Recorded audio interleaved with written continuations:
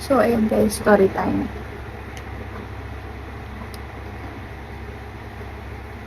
Kain muna. Subo muna ako.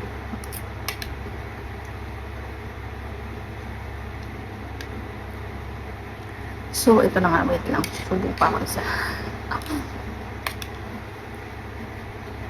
Ito ako kumakain ngayon kasi tulog na si Margo. Nagbantay ko siya. Kasi, may ubo na naman. Si Batuting. And, pag may ubo kasi siya, katulad niya ngayon, hinahapo kasi siya. Yung hapo kasi niya, kaya naman siya hinahapo. Kasi, pansin ko ha, and napacheck up ko na rin naman siya, and hindi din yung sinabi ng doktor niya. Based kasi siguro sa kwento ko. Kasi ang kwento ko sa doktor is, ubo siya ng ubo, ganyan, hanggang sa masuka siya, kasi parang gusto niya ilabas yung plema. Kaya lang, ang nangyayari, hindi niya naman na ilalabas, ubo lang siya ng ubo, tapos, hanggang sa ending, hinahapo na siya, ganun. Kahapon kami nagpa-check up, bago mangyari yun. Kinagabihan bago kami nagpa-check up. Tama ba? Kinagabihan bago kami nagpa-check up. Basta gabi bago kami magpa-check up. Ano ba yun? Ay, ganun nga, ubo siya ng ubo. Tapos, as in, hindi siya pinatulog. At, ang reminder lagi sa akin ni doktora, kapag kaganyan na siya, possible, i-admit na yan. Ganyan. Kaya lang, sabi ko, super galing kasi talaga ni doktora, ay niya nagpapa-admit. Kung kaya pa ng gamot, at alam naman niya na kaya pa ng gamot, gagamutin muna niya. Pero pag hindi na talaga kaya, siya na mismo ang magmo-monitor at sasabihin niya sa'yo, kailangan niya nang i-admit. Ganon. And yun talaga yung pinakagusto ko sa kanya kasi nga ayoko nang i-admit si Margo. Kung kaya ng gamot at kaya naman sa bahay lang, why not sa bahay na lang at ako na lang mag-aalaga. Ganyan. So, ayun nga, pina-check up ko siya. Tapos, balik na naman kami sa Montelucas.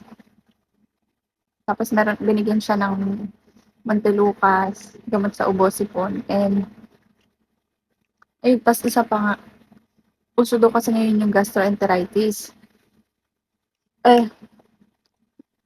Para kasi nagtatay siya. Pero sabi ko kasi kay doktora, hindi ko sure kung parang nagtatay ba siya or normal yun. Sa init. Init, lamig. Kasi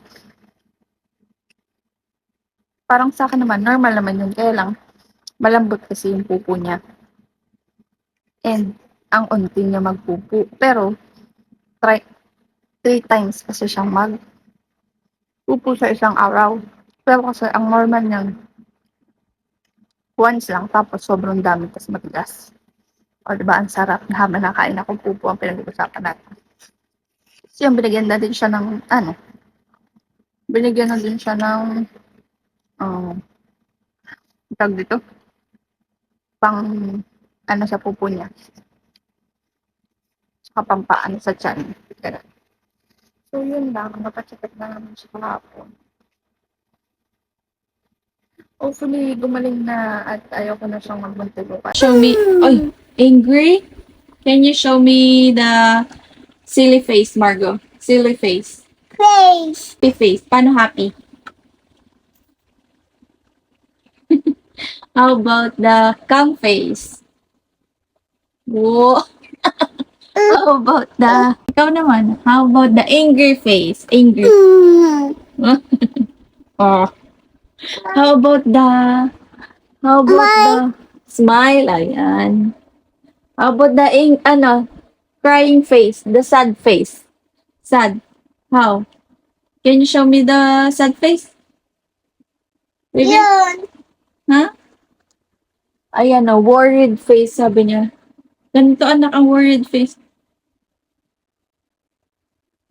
Like this. Kami yung eyes. Ganyan lang.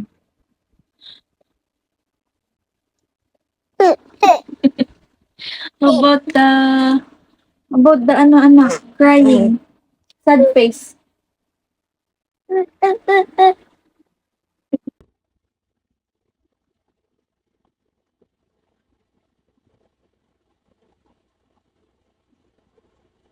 Babay ka. O, ano yan? Bye-bye. May sakit si ate. Sakit, Tani.